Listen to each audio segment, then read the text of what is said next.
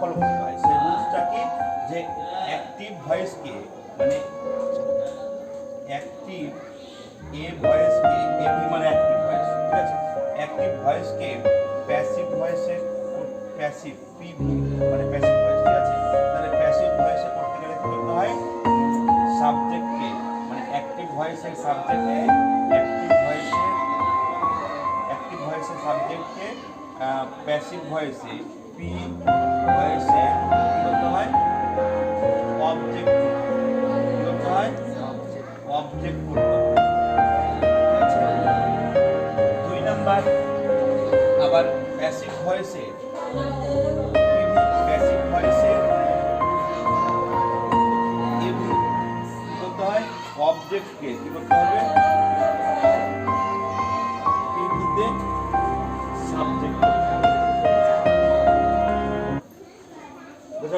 বোঝা যাচ্ছে কথাটা?